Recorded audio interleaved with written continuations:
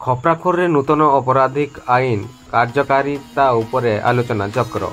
ସ୍ଥାନୀୟ ଥାନା ଆମ ପୋଲିସ ପ୍ରକୋଷ୍ଠଠାରେ ପରିବର୍ତ୍ତିତ ନୂତନ ଅପରାଧୀ ଆଇନ କାର୍ଯ୍ୟକାରିତା ସମ୍ପର୍କିତ ଆଲୋଚନା ଚକ୍ର ଥାନା ଅଧିକାରୀ ନରେନ୍ଦ୍ର ଛତରଙ୍କ ଅଧ୍ୟକ୍ଷତାରେ ସୋମବାର ଅନୁଷ୍ଠିତ ହୋଇଯାଇଛି।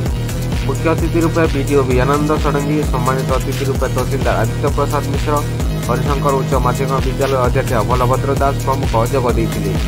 ଏହି ଅବସରରେ ସାରା ଦେଶ ଜୁଲାଇ 1 ତାରିଖରୁ 3ଟି ଅପରାଧିକ ଆଇନ କାର୍ଯ୍ୟକାରୀ ହେବ, ଯାହାକି ଭାରତୀୟ ପେନାଲ କୋଡ୍ ବଦଳରେ ଭାରତୀୟ ନ୍ୟାୟ ସଂହିତା 2023, କୋଡ୍ ଅଫ୍ କ୍ରିମିନାଲ ପ୍ରୋସିଜ୍ୟୁର ବଦଳରେ ଭାରତୀୟ ନାଗରିକ ସୁରକ୍ଷା ସଂହିତା, ଇଣ୍ଡିଆନ ଏଭିଡାନ୍ସ ଆକ୍ଟ ବଦଳରେ ଭାରତୀୟ ସାକ୍ଷ୍ୟ ଅଧିନିୟମ କାର୍ଯ୍ୟ କରିବ ବୋଲି ଅତିଥିମାନେ ପ୍ରକାଶ କରିଥିଲେ।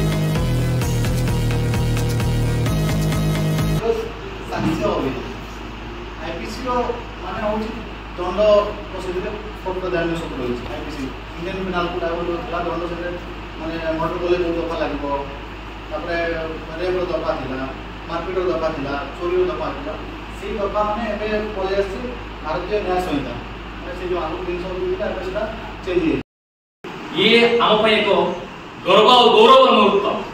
जो कथा कहले तहसीलदार साहब, ब्रिटिश जी आमको अत्याचार करुला, निर्यातना दूसरा वर्ष वर्ष धरी आमको पराधीन कर रखी आज से ब्रिटिश चलीगला एरा अभाव तेणु ये हूँ ऐतिहासिक मुहूर्त, ये हूँ गर्व और गौरव मुहूर्त। आमको समस्त को स्वागत करने पड़ो।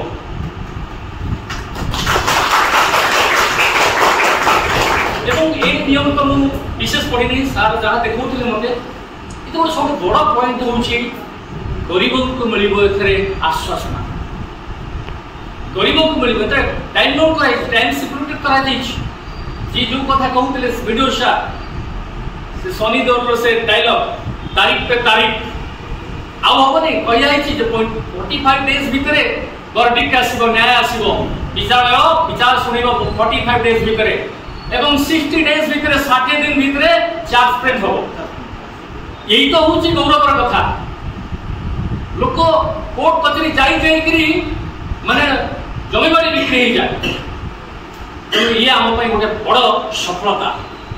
ये केंद्र सरकार ये जो नहीं पदक्षेप आम बहुत बहुत प्रशंसा करुचु एवं स्वागत करुचु।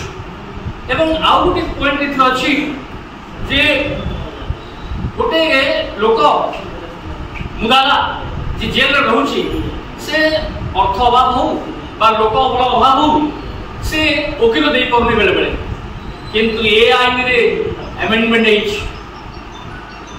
बिना वकिल रे से न्याय पाई परिबो, निजे लड़ी पारिबो एवं से जेल रो मध्य मुकुली पारिबो। या कौन रही बड़ प्लस पॉइंट अनेक कथा एथरे अछि। तीनटा हमको आज जो क्रिमिनल लॉ अपराधिक आईन बा फौजदारी आईन आज बदली जाइछि। भारतीय न्याय संहिता, नागरिक सुरक्षा संहिता और साक्ष्य अधिनियम ये तीनटार आज परिवर्तन होइछि एवं ये तीनटार उद्देश्य होउछि जे दंड अपेक्षा लोकन को केमति अधिक न्याय मिलिबो, to give justice more than the punishment.